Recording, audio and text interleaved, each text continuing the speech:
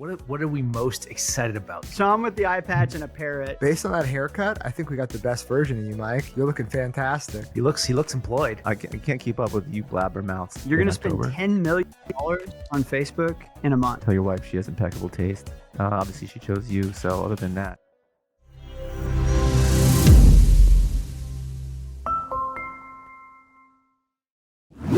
Welcome to the Michael Jordan episode of the All In Podcast, the Operators Podcast, episode 23.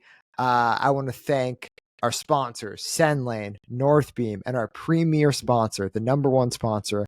If you're going to buy one piece of software, buy this one, then buy the other two. Fulfill. Thank you for being here. All right. Where do you want to start? Do you want to start at Cashback, Sean?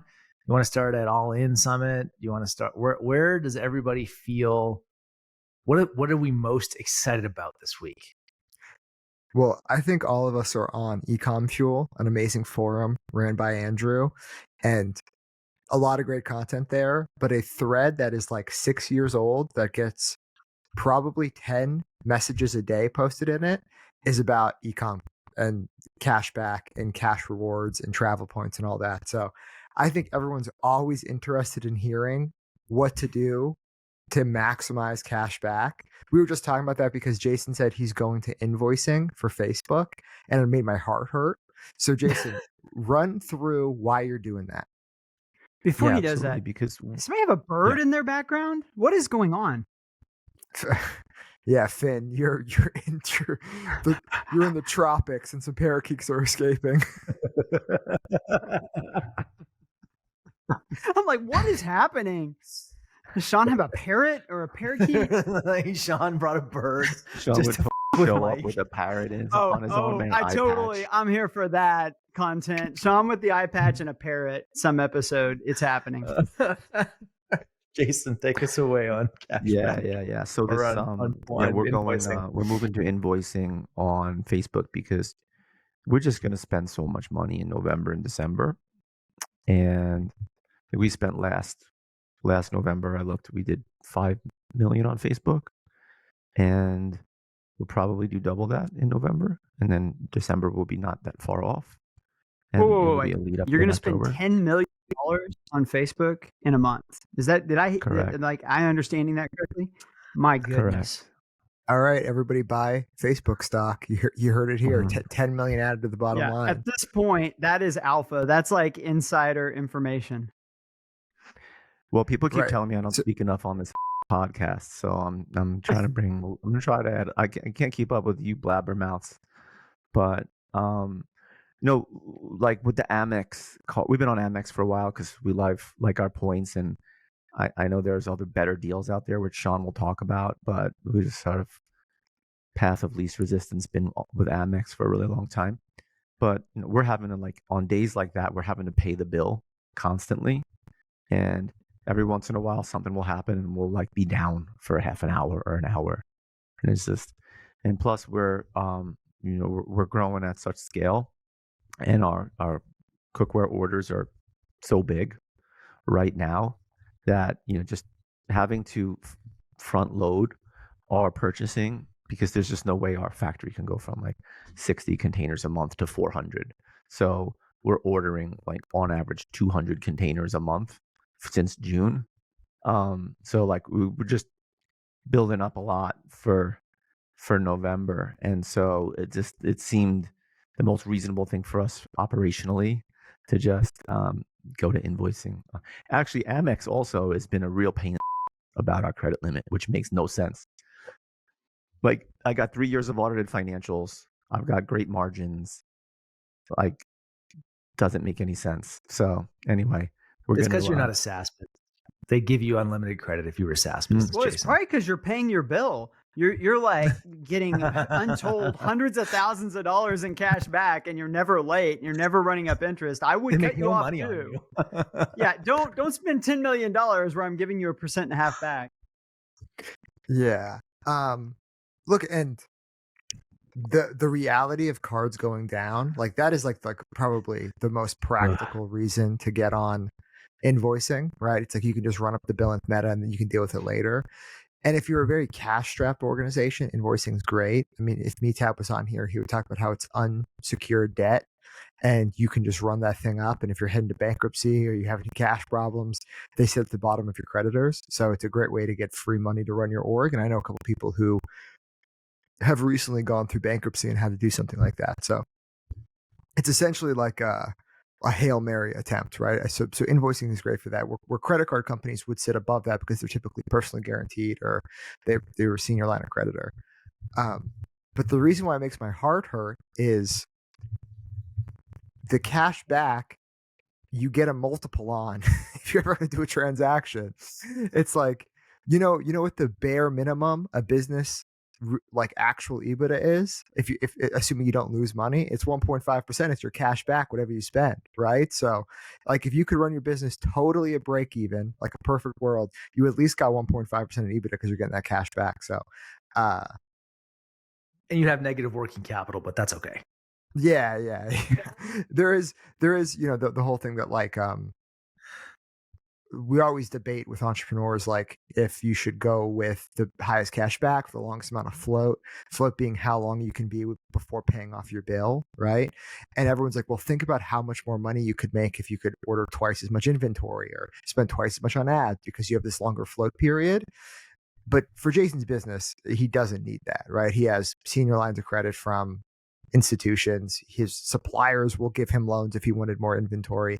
So it really comes down to, I mean, Jason's giving up, I would guess, $1 million a year in tax-free EBITDA for the simplicity of invoicing. That's like the reality of going towards an invoicing system versus cashback.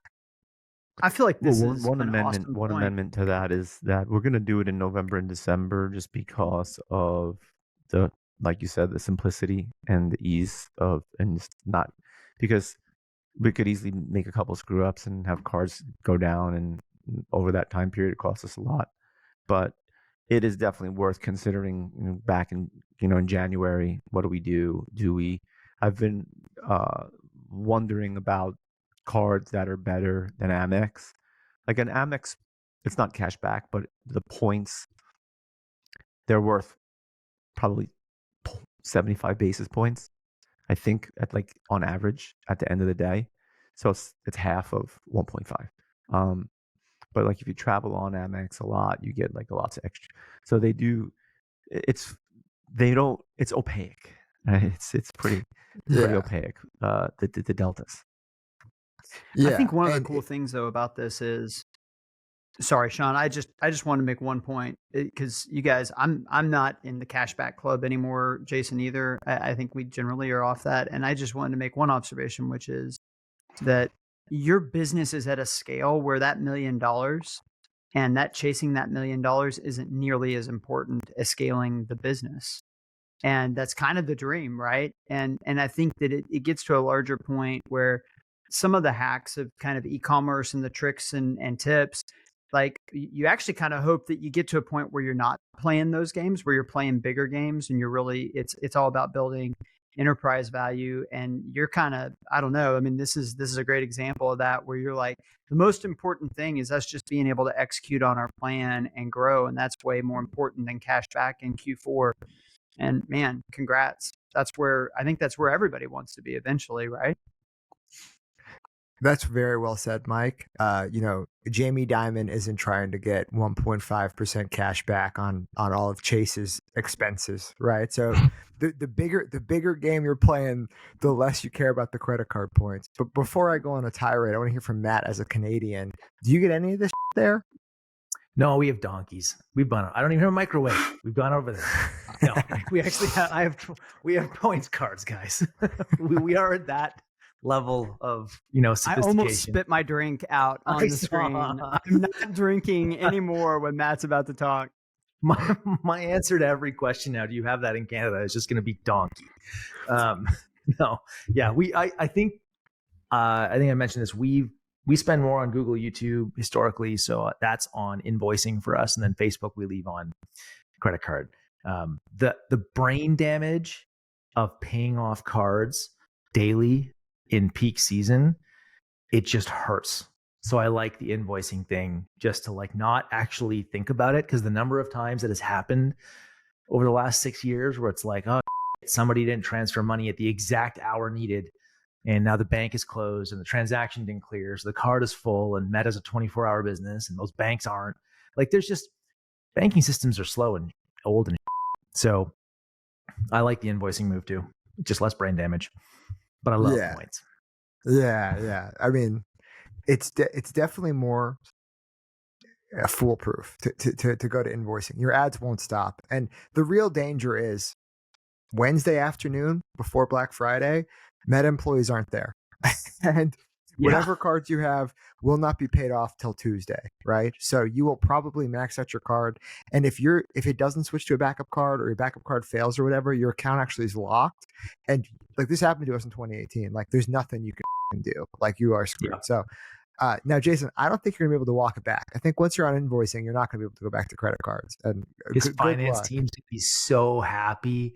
There's no like back end reconciliation of the 2,000 credit card payments that they make a month. Like, they're so happy, Jason, right now. You're gonna have a hard time getting this one back operationally. Well, we spend plenty of other stuff on cards, so there's still plenty of money going through there. Yeah. So try to find, like, put those 200 containers on a credit card. That'd be awesome. Dude, I mean, you guys should talk to David. He's working out ways to like pay with the credit card for your suppliers, make them split the credit card processing fee with you, and then still make a couple extra bonus points. So David G. Yeah, but his suppliers are. Yeah, American. I didn't even know that was possible. Yeah, like that was like a next level move when you somehow talk your supplier into taking a credit card. Yeah, and then convince them to split the fee with you. He's like, look, we'll just like we'll do a percentage each, and then he knows he's getting 2 points back. That's so good. Look, this topic's been beat to death. If you're super interested in Ecom rewards points, join Ecom Fuel. Find that chat. There's hundreds of people. There's a couple people in there that are really awesome, and I can't remember their names right now. I'll just go over a couple core strategies, and we'll move on to something more exciting. If you're very, very early in your career, guys typically get 4 Amex Gold accounts and then just max them out because they get like 4x points on shipping for the first 50,000. And then there's guys like Paul from BK Beauty who have 10 or 12 Amex Gold points. If you want to do something a little more scalable, any like, I think the Capital One Spark card is like 2% unlimited right now. So that's like a great card to just get and like put a bunch of spend through there. We just use Ramp. It's 1.5% flat cash back. The reason we use Ramp is it is so easy for expense tracking. It's amazing. I love Ramp. They're not a sponsor. I have no affiliation, but it's a great SaaS product. One of the few SaaS products I love. And then the holy grail is Bank of America has a 2.6% cash back card. It's a pain in the ass to get. You got to hop through hoops, but like that is the best from a big bank. Don't f around with anybody else. Like if you want to maximize cash back, figure out how to get that card. Does Jeremy have that? The reason card? Why you know if Jeremy uses that card? I don't know if Jeremy uses that card, but I think Todd in chat was telling us about it. And you could just post in chat and ask about it, and we'll get all the details. But my team's been on like a 2-month hunt to get that card and get approval. And it requires like us transferring $5 million there and like us like proving we're not going to leave, like all of this like Bank of America makes you do. But that is the holy grail people are chasing. Why do I think it's so good?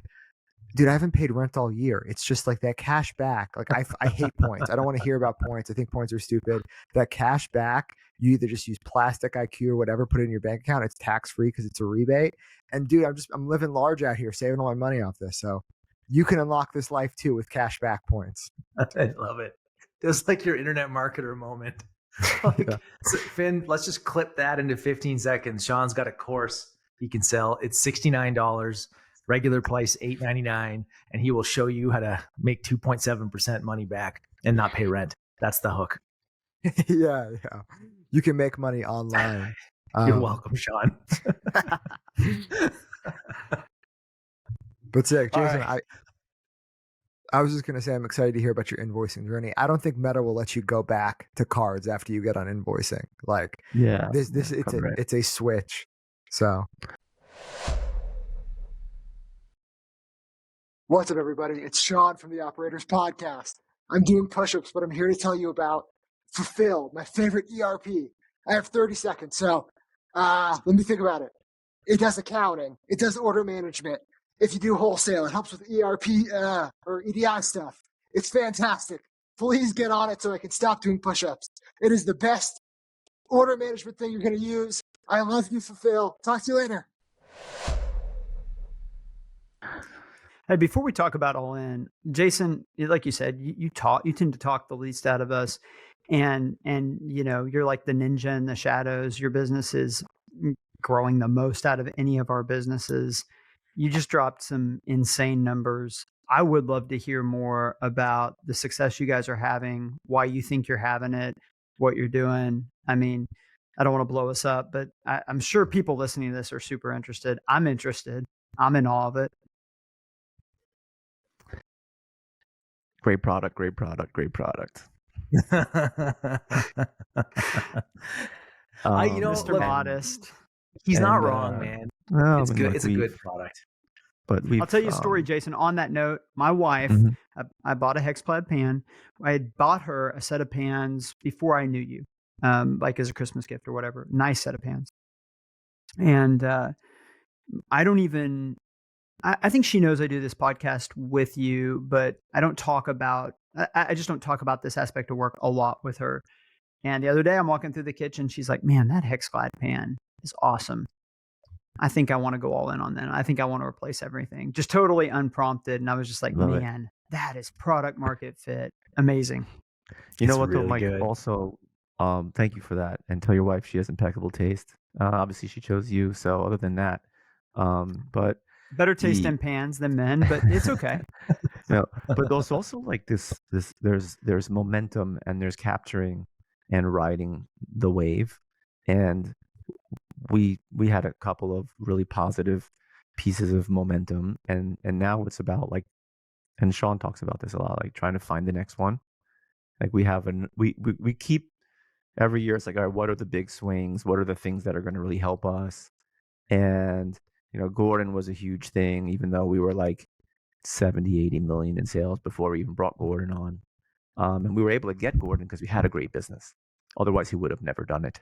Right? We had a great business, and we like sold him on what a great business it was.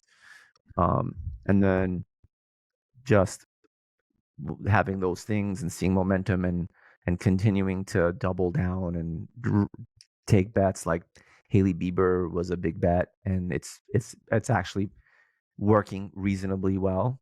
And we have another huge partnership in the mix right now that can't talk about, but it might be announced in a month or two, which is another one of those big swings. But you have to have a pretty good business already to do those things.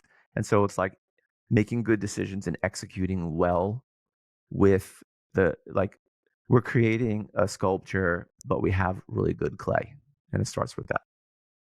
So Jason, one question, I know you can't announce the partnership, but one question that triggers for me when you're thinking about additional partnerships, because you guys have unbelievable partners, obviously with Gordon and with Bieber. Are you thinking about trying to reach different demographics or trying to get into even a more expansive share of the kitchen? Yeah, it's not just one thing, but for us, we talked about this a little bit on the last pod. It's this being a best-in-class consumer brand, having a lifestyle feel, and like not just being a cookware company. And we're going to talk about the All In podcasts. Like a year ago, All In had this one episode, it was my favorite episode, where they talked about how consumer brands are going to need to be content companies. Otherwise, they're not going to survive. And I'm paraphrasing there. I'm not exactly sure if that's what they said. It was kind of like, that's how I remember it. And we're fortunate in that that's like our space is, and all of us really as a consumer product, like you can make things, you can do a lot of fun stuff with content, but cooking is so universal. And so everything we do is like that long-term strategy of leveraging cooking and making it into a lifestyle. And like, I want people to say, I'm not cooking, I'm hexcladding at home. That's my strategy, is to work toward getting you to say, all right, I'm going to make instead of making a meal and cooking, it's hexcladding. And probably never going to happen, but that sort of ethos and mindset is like driving a lot of the decisions that we're making. Yeah, that's great stuff. Jason, do you think Hexclad would be where it is today if you hadn't nailed the Gordon partnership? How much of a like multiplier do you think that was? I think we'd be half the size. It would have been harder. It would have been harder, but we'd be half the size. That'd still be pretty darn good. Dude, so amazing. Yeah. It's just like when you nail a partnership like that, it's just wild, right? And you've nailed it. Can I add an additional question? Jason, do you think Gordon increased the potential of your business, or do you think it just got you to your potential faster? Good question. I think the potential was always there, but it enabled us to execute on the potential, right? Like, just because the market is big doesn't mean you're going to be able to capture share. And so that's the way I look at it. Sean's so smart. That's a great question, man. Well, I think the audience can take away from that. It's like, I mean, Jason, if I understand you correctly, you're like, no, it actually helped us reach our potential. Like, It's like, would you have gotten where you are in 3 years or 5 years? You're like, maybe, but really Gordon actually was raising the ceiling. I mean, like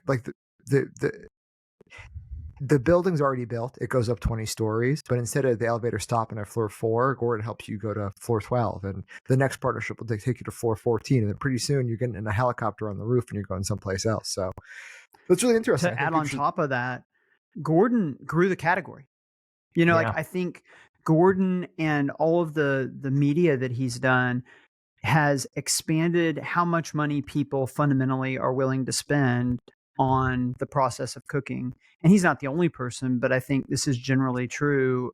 For the first time in our company, we're looking at, so we actually paid the money to buy MPD data, which is the syndicated data. And it is a lot of money. It's $250,000. And after I okayed it, I knew this is either going to be the best decision or the worst decision, and I'm going to know really quickly. And it was the best decision that I could have possibly made. I mean, I would say we have grown in our understanding of the holistic market of drinkware more in the last 14 days than in any other stretch of the company. It filled in all of these gaps that we had where we were trying to understand, how is that competitor hitting this revenue, or how is this dynamic working? And but one of the things that becomes really obvious is that drinkware, in discretionary spending, there's real headwinds right now, especially in hard lines. And that's one of the things that makes what Jason's doing even more impressive. And one of the things that we've seen is, like, obviously some of our success, we're way over indexing, but some of our success is our category grew 20% this year. And so, like, when you got a 20% tailwind, it's a lot easier. And so that question you asked, Sean, I thought was really thoughtful, because one of the reasons our category has grown 20% is its share of social media. And you guys see this, like, even if you're a guy on social media, how many TikToks have you seen about drinkware of some sort? Like, it's just getting a really decent share of, like, mind share of social media. And so one of the concepts that was really fascinating for me this year is realizing that what's starting to happen as drinkware is getting more fashion driven is, like, we're not just competing with other drinkware companies. Like, we're competing with somebody's Starbucks budget or their Lululemon budget or whatever, that these discretionary categories compete with each other. And I think you guys bringing in Gordon, and I think what Gordon's done, is kind of like a vacuum that sucks some of those discretionary dollars, because listen, it's zero sum. There's only a certain amount of discretionary dollars, and it sucks some of those towards your category away from other categories. And kind of the unlock thought process here was, I always thought of my competitors as the primary people I'm competing with. And one of the things I've realized is, like, actually, it's kind of great for me when my competitors are strong and doing well, because the category doing awesome is the number one thing that sets me up for success. Now, obviously, I want to do better than my competitors, but if one of my competitors is strong all the time and we are getting a lot of share of mind on social media and stuff, our category is, that's great for me and my business. Do you guys talk to your competitors directly? Some of them. Yeah. Some of them. Sean? Like we went to a trade show where several of them stopped by and we talked to them and we were cordial. I mean, we try to be, we try to treat everybody like a real person, regardless of kind of how they're situated. And generally, we've got really good relationships across the industry. Sean, do you have any direct, I chat with my direct head-on competitor type of relationships in your industry, like in your categories? Yeah, I mean, wallets are such a bad category. You guys hear me bring it up all the time, but there's two other large companies that I respect in the space, and I'll plug them. Bellroy is doing a very traditional wallet, billfold, bag focused, way more female friendly than we are. I think we can learn that from them. They're doing probably 100 million, based in Australia. Took some PE money, and really focused on building out a retail expansion. And then there's a company called Secrid based in the Netherlands. They do all of their production in Holland. They invented the card pop out wallet. Probably doing 120 million as well. Very European focused, very wholesale focused, but I respect the hell out of both those brands. I've emailed both the founders. They follow me on Twitter. So yeah, there's definitely some competitors we interact with. I think Mike had a really interesting takeaway though, not about competitors, but about water bottles becoming fashion items and competing with fashion industries. That is actually so prescient and correct in his industry. Today, Yeti dropped Power Pink. They're a very on the nose female color. And they're really leaning into this, aggressively feminine aesthetic that Stanley and Simple Modern have both benefited from.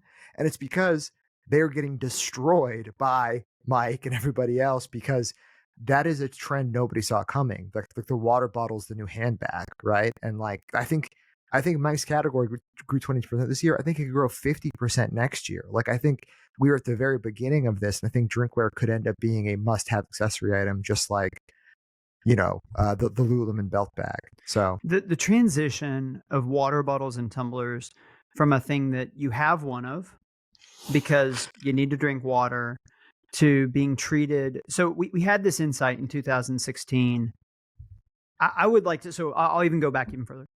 People ask me all the time about the success of the company because we came in late. We're after Yeti, we're after Hydro Flask, we're after a bunch of these different companies. We're undercapitalized compared to them. How'd you win? And I kind of break it into pieces. And, some of it is, hey, you picked the right category. Drinkware was going to be an awesome category to be in. Some of it is great team. Some of it's great timing. But one of the pieces, probably if there's one thing that I could say, hey, okay, that's us. We had the right market insight about something, which is we looked at these things and we said, it's an accessory. Yeah. And it's an accessory the way that a watch is an accessory, or the way that shoes are an accessory, or that handbags are an accessory, in that functional piece of why people have it, but they're also willing to have multiples, and that they are going to really care about how it looks because they're going to treat it like a pair of shoes. That was not what was happening when we got into the industry, but that was the fundamental investment thesis, if you will, of the company. And there were a couple people doing some interesting things. Swell was an example at the time, was starting to play around with color. When we entered the industry, Yeti had just stainless steel. They literally weren't painting anything. And we thought, okay, there's an overlap here with online and digital. You have kind of the endless shelf where you can offer 45 colors. And we think colors are they're going to dovetail really nicely into the fact that this is going to be an accessory where ornamentation and fashion is going to matter. And so we leaned into that really early. And, maybe we got lucky, but we were right. And that's why the company worked, is probably based on that fundamental insight. And where that really matters today, we've talked about it on the show. This year, our best-selling item is a 40-ounce tumbler, not surprisingly. I asked our chief growth officer, we have a chief growth officer at the company, and I asked him, how many different colors will we release in that this year? How many do you think we released, Sean? Well, I have some inside baseball, but I'm gonna give you a layup and say 30. I was gonna say So 2 dozen, what do 3 you think, dozen, Matt? 3 dozen. Yeah. 160 if you include licensed, over 200. So we really are approaching like almost one a day.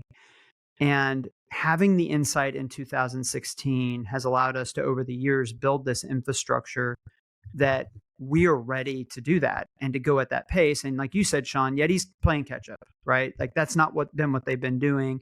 And I do think this is a good example of how traditional CPG is really in trouble. Traditional CPG is like, find something that people like. They like Heinz ketchup. Great. And we're going to take a bunch of those things. We're going to put them all together in some conglomerate that doesn't make any sense. We're going to sell you ketchup. We're going to sell you hot dogs. We're going to sell you plastic forks. Doesn't matter. And then we're going to drive the efficiency. We're going to drive down our cost to manufacture, where we have these huge accounts with Walmart and stuff like that. We're not going to spend any money on R&D, and we're going to just sit back and laugh as the money rolls in. And then the internet came along, and it has totally blown up any company that is that ossified and that rigid.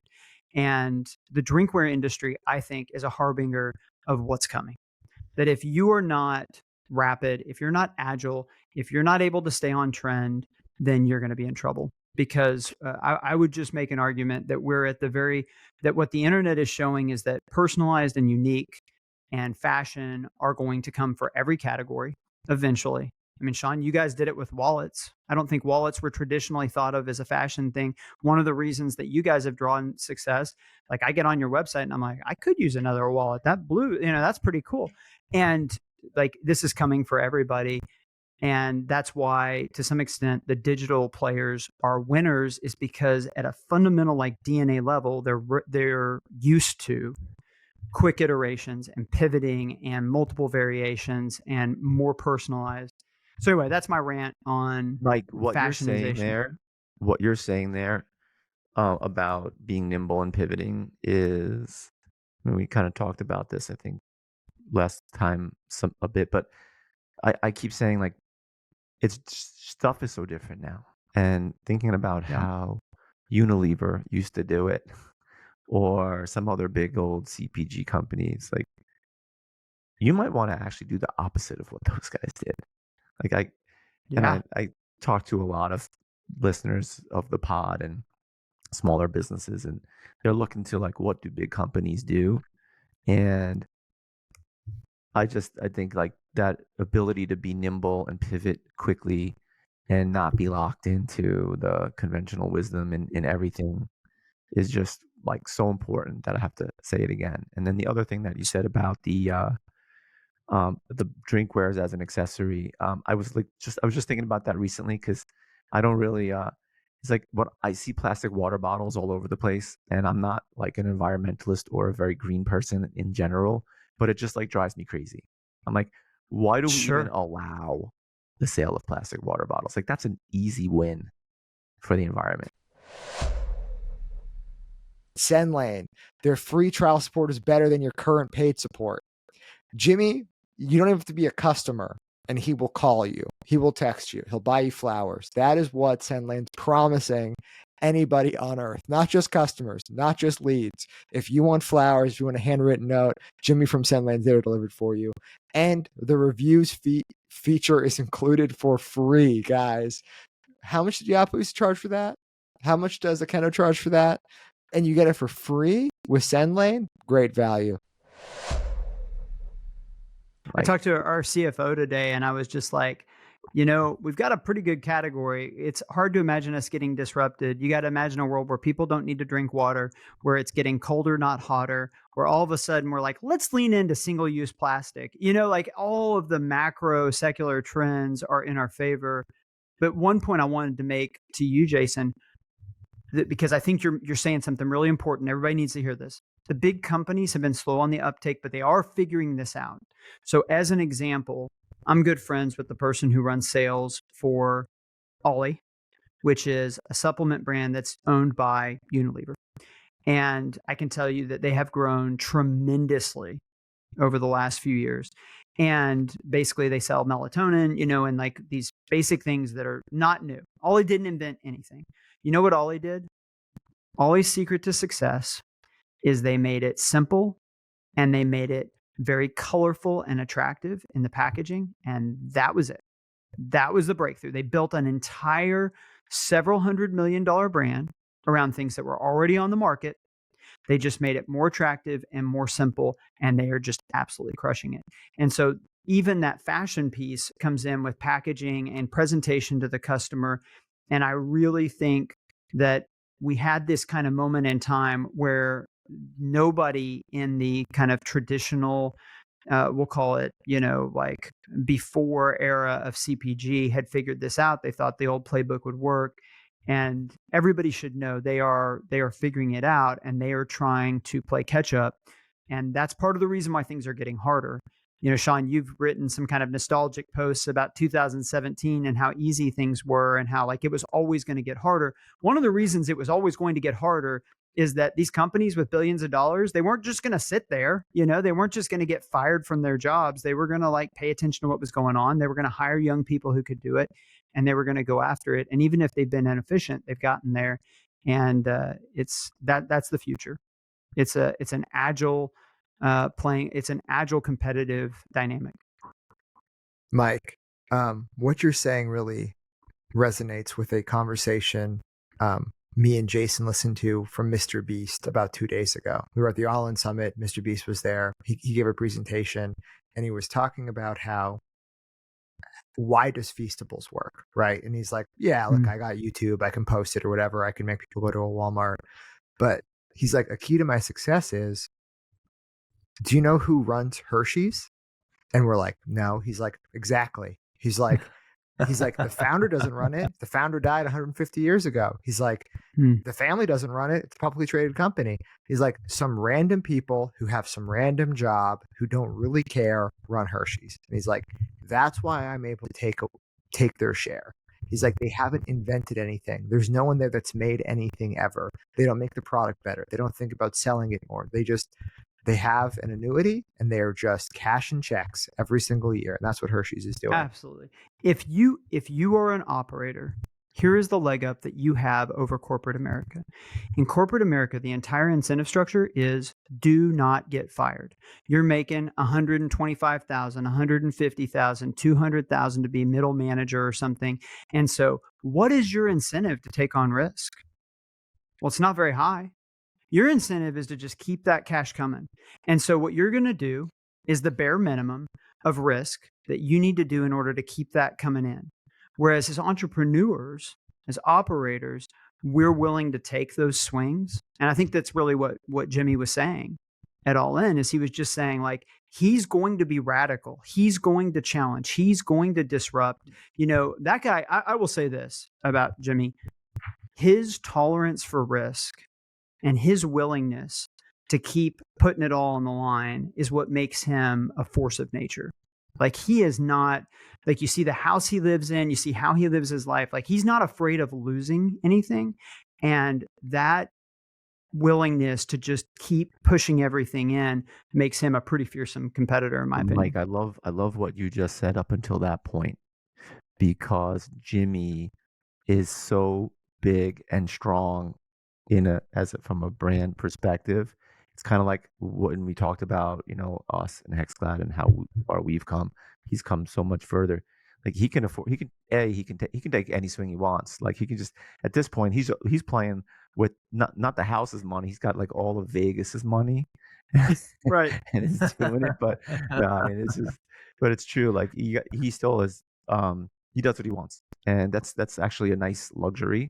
I think Sean kind of does what he wants in a lot of ways too. Doesn't silence himself because he only has a couple people to answer to, and he's reached a certain level of success. It's nice when you could be there. Okay, I'll tell one funny Jimmy story on that note. So Jimmy reached out to our team because we sell in some of the places he sells, and he just wanted to talk, CPG. And more or less, he started out the call saying like, I don't know, guys, is it this easy? It feels pretty easy to me. And which is kind of a funny preface. And so we're talking about his business, and then, he's asking questions about ours. And at one point, I've told him where we're at in revenue and stuff. And at one point he says, you know what you guys should do? You should do what I did. I decided I wanted to really go big. I wanted to raise a bunch of money. And so I went out there and I said, these are the terms. I'm going to take your money. I'm going to spend it however I see fit. I don't know when I'm going to bring it back. But I'm raising $150 million. And he's like, you know what? Eventually I found a private office that was a family office that was happy to give it to me. And the guy said, I don't even care when you pay me back. Just do whatever you want to with it. He's like, you should go find a deal like that. And I was like, Jimmy, nobody else gets that deal. Like, I don't want to burst your bubble here, but like, there is nobody offering. We are not the same. Nobody's just like, hey, Mike, here's $150 million with no strings attached, and I don't even care when I get it back. I'm like, I don't think that's super replicable, bro. Anyway, so that's my funny Jimmy story. We are not the same. Yeah, Jason, you agree with everything Mike said about how, you know, corporate America is filled with middle managers who it's in their incentive to not take risk. And I think you disagreed with the breakdown that like what Mr. Beast has is replicable. It's like, yeah, he's the biggest fucking star on the planet. Like, yeah, he gets to, his brand is a superpower. I'll just like, you know, he's 27. He was totally broke 10 years ago, living with his mom or whatever. So it's like, look, am I saying people listening can be Mr. Beast? Odds are I'm betting against you guys. It's like it takes special time, special place, special talent. But the difference is Hershey's is a legacy brand that will be destroyed by Mr. Beast, who has 10 years of experience, right? Like he really built it all in 10 years. So I think it should just be inspirational for all of us that like we can choose the biggest, slowest, ugliest brand in a Walmart and just take them head on because nobody there actually cares. Can I play the old man counterpoint dude, to all that's this? my job. I'm the old man. Come on. That's the joke. Look at man. I got some gray in this face. Let me be the old man for a bit. I've been in this e-commerce thing a while. I have heard this before. I have heard this so many times before. Every version of DDC has literally been like, we are gonna fucking destroy the incumbents. These guys don't stand a chance. Look what we can do. And it is yet to happen. So, dude, Mr. Beast is not destroying Hershey's. Hershey's will buy that motherfucker before, like, it's not destroying Hershey's. Like, let's be honest. Like, I'll eat my shorts if Mr. Beast takes Hershey's out. It's not happened, right? Like, the counterpoint to all of this, and I'm not arguing with, like, what he, like, nothing except for this idea that, like, this new flavor of brands is going to destroy the incumbents. Like, when? Right. What decade? Well, yeah. I mean, let's talk about like you know, destroying is such a romanticized term, right? Taking a bite out of. That's anything more than 2 points. And then I would point to everyone on this call that we're actually doing that, right? Like, did Lululemon destroy Nike, or did they just build a very great brand in the shadow of Nike? And it's like they built a whole other thing, right? Like, totally. But that took 25 years. Yeah. Mike, I'm not disagreeing with you. I just think the time scale, and I don't think like a lot of people in direct consumer ecom have any idea how big Unilever is, or how big Procter and Gamble is, or how big any of these incumbents that, like, when I like the conversation around like I'm gonna go compete with them, I'm like, you're not really. Like, you know, is someone smart at Hershey's thinking about Feastables? I hope so. Good God, I hope so. But like, they're however many billions of dollars, and there's so much moat there. YouTube isn't breaking that moat down. I don't give a shit how big your beast is. So 2 points. This is great. Number one of the points I made earlier, Jimmy may be growing the entire category. That's right? What I mean. Like, Hershey's may be like, Jimmy's the best thing that ever happened to us. They're so happy right like, now. It's like the idea that Hershey's is quaking in their boots, you know, like the Hershey's might be like, that's fine. Talk all the trash you want. Our sales are up 10%, you know, because more people are buying chocolate. And when you're, you know, the parents' kids are buying your bars, the parents are like, oh, Hershey Kisses. I'd like some more of those.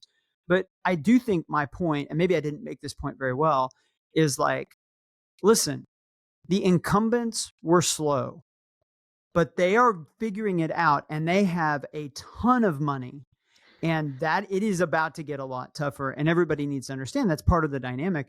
I am not predicting the demise of the incumbents. If anything, I'm saying as they are becoming more aware of these dynamics, it's going to get a lot harder because I agree with they're that. not just going to be sitting ducks.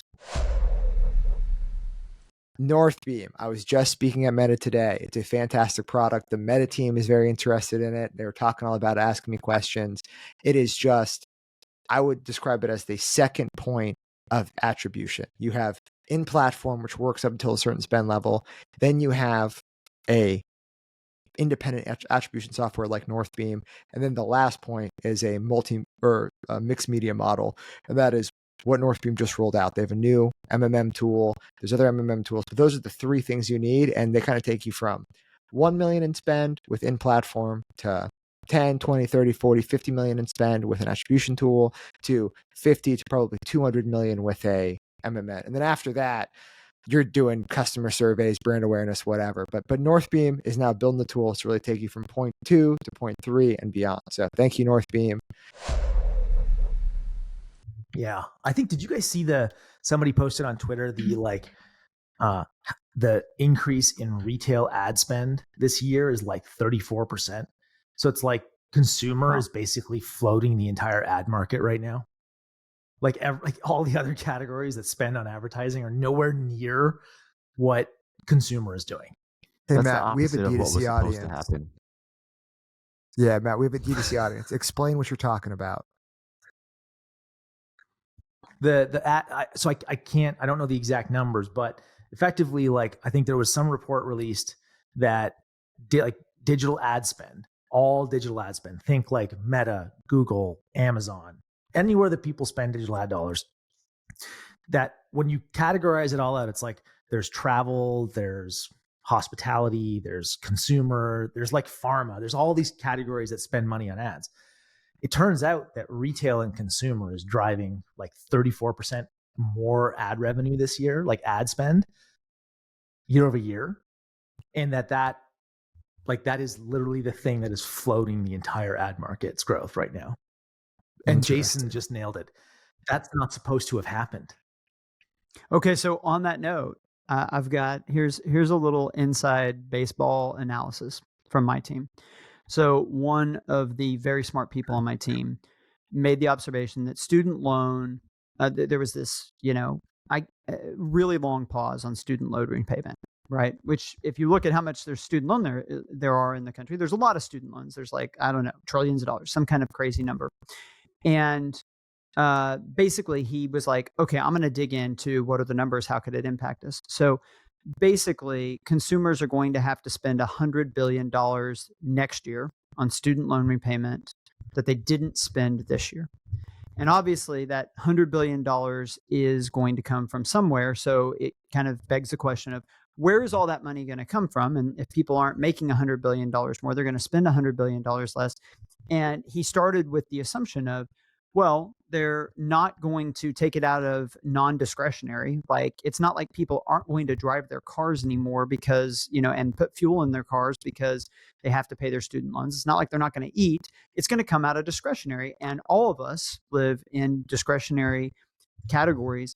And then he kind of started looking at discretionary categories and making guesses. But here's the long and short of it. If you look at how much is happening in how much money is being spent in discretionary categories, and then you look at that $100 billion, we are probably all looking at a 10% headwind in 2024 because people have to start paying on these loans. So just, I don't want to be Debbie Downer, but just so everybody knows, that money's got to come from somewhere. It's going to come from discretionary. It's going to come from consumer, and it's a pretty massive headwind if they actually have people pay on these loans, or maybe we, won't have people pay on loans again ever because of COVID or something. But if they actually do restart payments, it's a pretty big headwind. It's wild. I need to learn more about the student loan thing. So like, this is one of the actual like real differences between Canada and the US is that we don't have the same student loan thing that you guys do. Like, I guess our version of student loans is housing here is stupid expensive. So like, our debt load in Canada is high because of housing, but when I talk to like my American friends, it's like I have American friends in their 50s who are still paying student loans, and I'm like, how is that possible? You have been out of school for 30 years. Like, explain this to me. And apparently the size of this, like, Mike, do you have the dollar amount? Like, it's very, very big, right? It's $100 billion. It's $1 trillion. So it's $100 billion in payments was what the number he had. That the actual like principal and interest payments that have to happen is $100 billion was what he had. Well, this is just a major grift, right? This is a massive grift in the United States where the price of school. I put one kid through a very expensive private school, university, and I have a second one. She's in year 2, and the price of these schools has increased way faster than any like measure that it possibly should have, because the government has this loan process where like basically any parent actually can go take out a loan without even good credit, to lots and lots and lots of money, and it's a terrible situation. Saw a great take on this on Twitter. An economist was basically showing, maybe you guys have seen this graph where they show a whole bunch of categories and the relative adjustment, adjusted for inflation or whatever, price over time. And it had all these things like TVs that have gone negative 85% or whatever. They've gotten much cheaper over time. And, all of these kind of consumer driven things. And then it had education, healthcare, and, they've skyrocketed. Anyway, the observation they made, which I thought was a pretty good theory, is that basically the more you're exposed to free markets, the more it tends to drag prices down and make them more affordable over time. And the more protected you are from free markets. And he gave a lot of reasons why he felt like healthcare and education for two who don't have free market principles that reign, the more that you get this rampant, increase over that time. got debunked though, Mike. So I used to reference that. I think recently that got debunked, in that because the tagline was like anything that's like slightly regulated goes up in cost over time. So like anything the government touches, but in reality, it was anything. If you look at all categories, it's actually services that have gone up over time. So any category that is heavily service-based, that has gone up in cost, whereas goods have come down over time, like over like a 30 or 40 or 50-year period. So I know what you're referring to.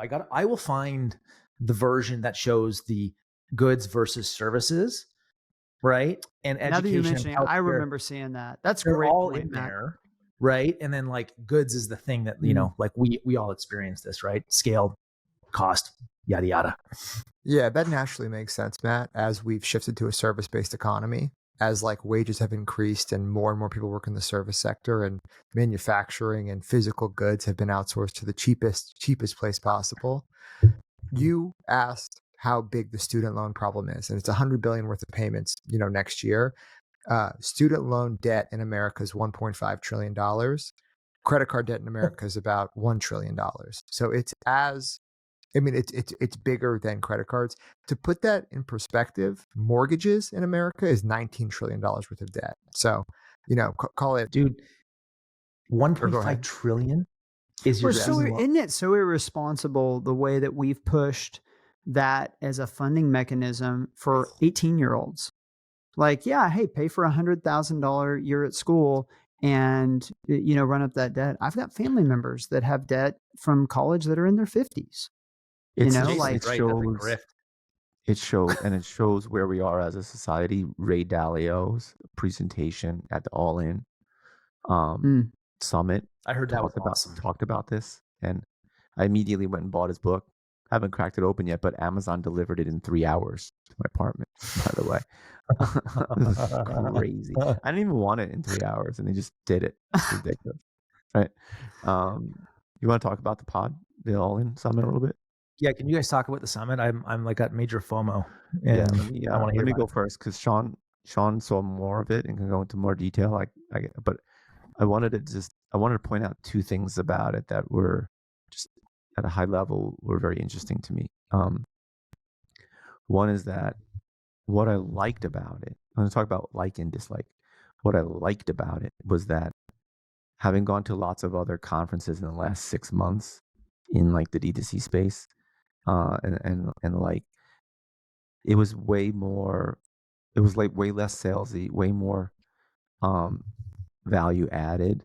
Like these were speakers that I wanted to sit and listen to if I could. Held my attention, and it wasn't just like show up to network and listen to some sales pitches, which is so. Anyone who's putting on conferences, like stop doing that. It's just boring. And I go because I get to hang out with you guys and other friends. But like I don't even go and listen to anything. I do my thing and I leave.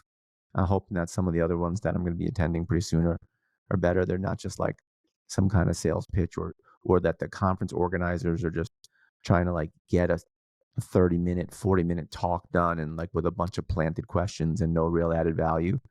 It was just awesome to sit and listen to Ray Dalio, Toby, Elon on from the Jet. Like even like there were a couple of categories that I just really wasn't that interested in, but I appreciated that they brought it there. And like that's the way these things you really can learn something. Like it was like there were real takeaways from this one. I liked the Meta Performance Summit too. That was the second one that at least I mean a lot of this stuff was probably basic for a lot of like Matt and Sean, who you guys are really deep in media buying, but there was a lot of stuff that for me there that was like these conferences should like make people think and teach people something, and most of the stuff that I've been to doesn't do that, and they did here. So that's the positive. Was it TED like? Like, would you liken it to TED? I had a friend go and he like kind of said like it felt like a TED. Like the quality was good. I mean, it was more like roundtable-ish to me because they had, but the quality was top notch. I thought. I mean, like they had Jimmy, right? But yeah, let Sean answer that in a minute. The other part of it, like the negative, was they really pushed this VIP experience hard, and we went all in on the VIP experience. And it's not the money, it's the principle, but I kind of feel like the VIP experience was a waste, though. I did get a $265 Moncler baseball cap that I will never, ever wear. So there's that. Yeah. I love that so much. I echo a lot of Jason's sentiment. You know, the first thing about Ray Dalio, he opened the conference. He's obviously a fucking genius. He's obviously been at this for 10, 20 years, multi-billionaire guy. He talks about the, decline of the American empire and like all of these different times that it's happened in the past or whatever. And he's obviously like super fucking smart, whatever. He only points to times that it's happened, right? Like he's like, yeah, China's challenging the United States' reign as the dominant superpower. And he's like, it's totally going to happen this time for these reasons. He doesn't even bring up the Soviet Union, right? Like which challenged the United States' reign in the 80s, in the 70s and the 60s in a more dominant way than China ever has. But he just doesn't talk about it because it doesn't fit his narrative, right?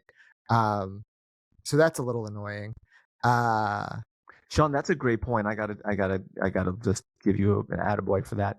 It is true, right? It's like it's kind of survivorship bias.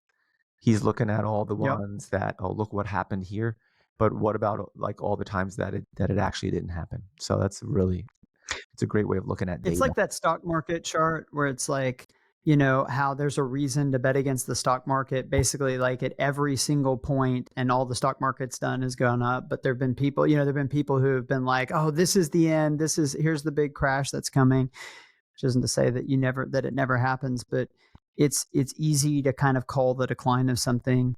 And you don't get the counterfactual, or kind of to your point, Sean, there've probably been other situations in other cultures where some of these elements were present, and for whatever reason they turned it around, didn't decline then, right? Like I'm sure the Roman Empire had some points where it looked like it was going to decline, and then it didn't. It had another leg up, right?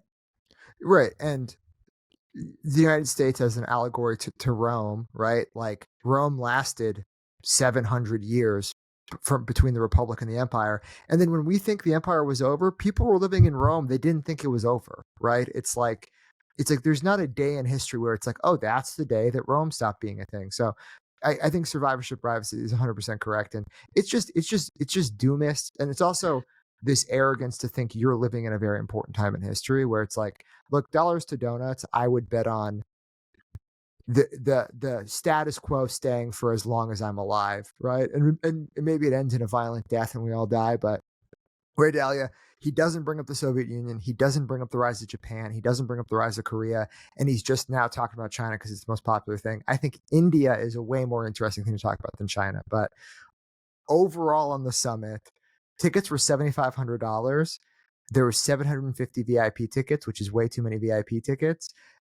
There was no intimate dinners or poker tournaments or whatever, but that $700 was basically $5 million to pay for the best speakers on earth. And if you're bummed you didn't get a chance to go, just listen to the things on YouTube. They're fantastic, and it really was the best speakers ever. Would you guys go back? Yeah, if next year they're talking about renting a hotel in Italy and having everything more centralized, for sure. Like, I'm such a Nazi when it comes to operations that there's like anytime that there's like a poorly run line, I freak out. So if next year had control running all over better. LA, like you were running like go to UCLA and then go to downtown, and then go to UCLA and then go to Santa Monica and then go to UCLA and then go to West Hollywood. So LA is not a good city for that. It's not like New York City where you have a subway and you can kind of run around if you want to. Yeah, LA's not a good event city. Yeah, it was definitely booked by somebody who doesn't live in LA. Because like the fact that like you're gonna go from UCLA to downtown, it's like, dude, fuck off. Like that sucks. Thanks for being here. Thanks for listening. Thank you to our sponsors.